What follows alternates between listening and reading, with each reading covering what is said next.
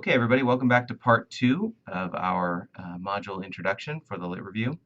As we were just saying, we want to make sure that we are looking for the kind of resources in our literature review that will provide a foundation, a bedrock for where our study is going to go. So let's just recap a little bit, remembering that the potential focus that you want to study in your action research is going to play back and forth with your motivation, not only in the program, but in your teaching. What are the questions you have in your classroom? What's not going well? What do you need to examine? Remembering that action research takes place within your locus of control, so your classroom, but also it should lead to action or decision making for the future. We talked a bit about potential participants, those students within your locus of control, most likely your classroom. And we talked about the fact that we don't have to necessarily have participants sampled from your whole class. Could be a subset of students in your class that are high performing or low performing or struggling. And all of that is going to lead us to begin to look at the literature that we will, again, use as the bedrock, the foundation for our study. So why is this important? Who else is talking about this? Now, one of the great things about doing a literature review is that it can help to really hone your focus.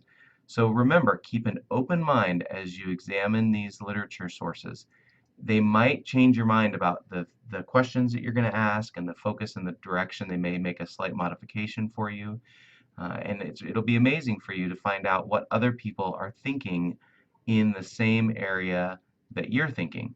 Most likely, you're not going to have a novel idea. Remember, you might remember from the coaching sessions, at least those in my class, that we talked about the fact that this study isn't necessarily designed to or intended to or expected to change the face of education for the next 4 decades.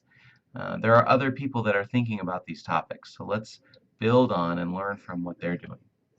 Okay, as Dr. Hopewell said, the main reason that you're going to invest this time and energy and thinking into reviewing that professional literature out there is to really examine the direction that you want to go for your study and help you refine your thinking. You're also looking to build your depth of understanding. By the time you get done with a review of literature with your partner, both of you should start becoming semi-experts about the topic of why is reading comprehension important and what has been discovered out there with prior research and strategies that have been utilized, and what are the current teaching methodologies being recommended and why. And so you should become a resident expert in your school about this particular area. So building your depth of understanding.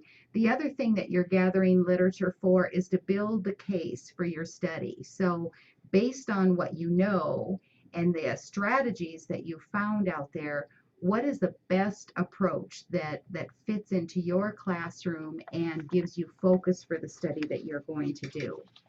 One of the main things that you're looking for in the literature is what is your intervention? What is the teaching strategy that you're going to utilize in your study that you're hoping makes that difference for student learning, whether it's reading comprehension, math, fact fluency, whatever your focus is, what's that intervention that you're hoping is going to make that significant difference for student learning? So that leads on to then what's the big question? So as you're going through the literature, one of the things that I did when I was working on my thesis and my dissertation in my past student life was just have a sheet of paper. What's the questions that are being stimulated as I'm doing this reading? And what you want to come down to is a big question. What's the question that you want to answer by implementing your study? And so it usually starts out with something like, how does, and then you insert an intervention, influence student learning in, and then the specific focus. So some of the examples that some of you have been playing with is, how does ability grouping influence first grade struggling readers' comprehension? How does using Rocket Math help students with math fact fluency. So again, you're not trying to solve educational problems across the world. You're trying to focus on a specific question and specifics about student learning in your own classroom.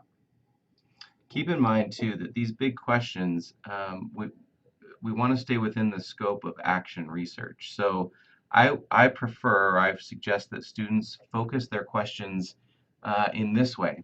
The questions you ask are, in what ways does Rocket Math enhance student learning? That you're framing it in a way that is more focused than just does it help?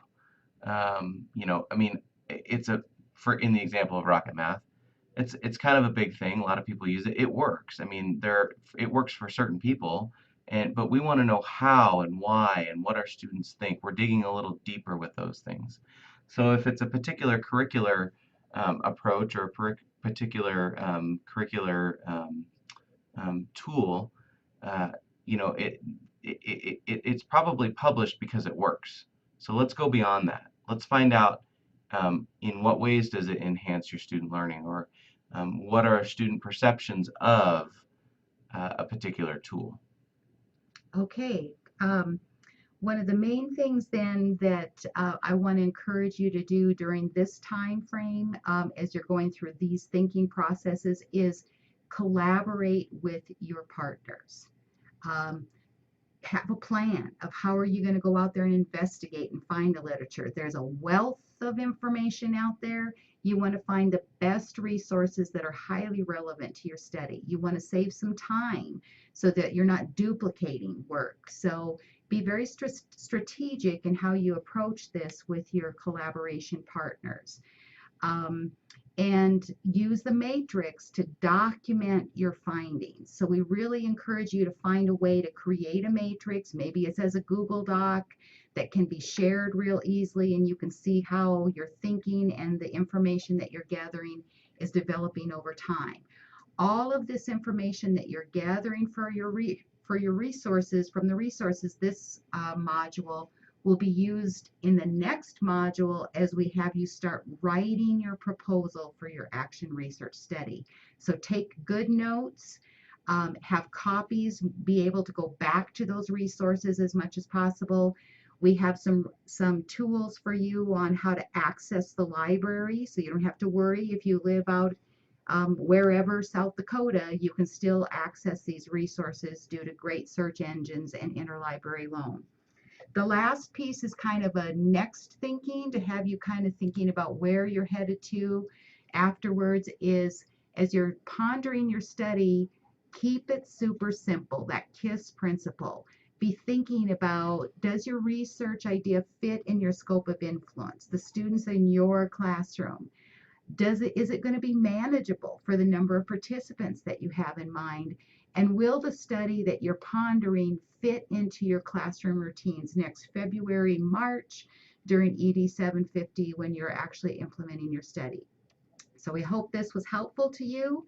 Wish you well. Go out and see what you can learn. Teachers rarely get the opportunity to explore new literature, so make the most of this opportunity.